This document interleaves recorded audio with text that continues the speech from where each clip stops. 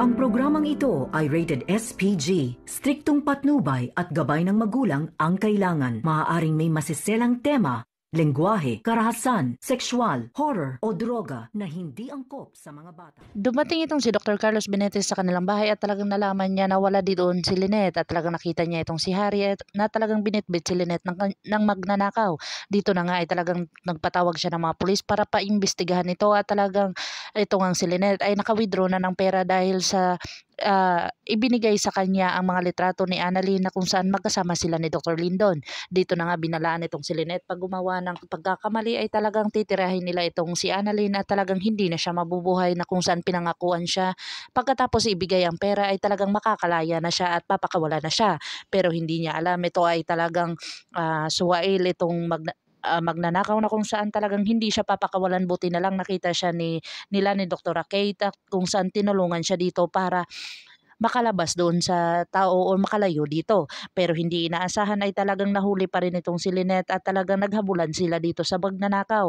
Dito na nga ay talagang akala niya iniwan siya nila ni Dr. Kate na kung saan itong si Dr. Kate ay nagsumbong dito kay Dr. Carlos Benitez.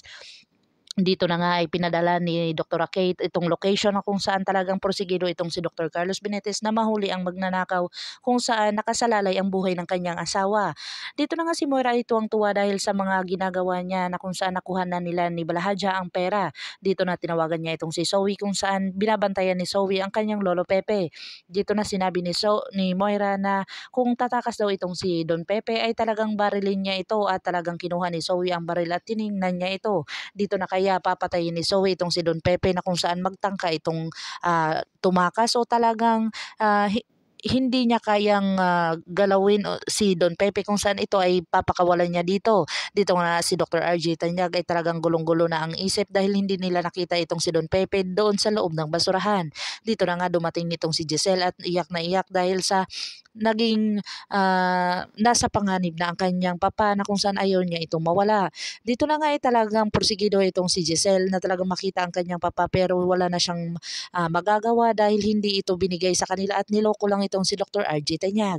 Dito na kaya magkakaroon ng barila na kung saan itong si Dr. Carlos Benitez ay pupunta doon sa lugar kung saan si Lynette ay hinahabol ng mga magnanakaw. Dito ba kaya ay mapapahamak itong si Lynette na kung saan pati si Dr. Carlos Benitez o talagang maililigtas ni Dr. Carlos Benitez ang kanyang asawa. Pakakabangan natin ang mga susunod pa na episode na ito. Ngabot kamay na pangarap. If you like my story, please like, share, and subscribe para ma-update po kayo sa mga susunod pa. Yun lamang po at maraming salamat.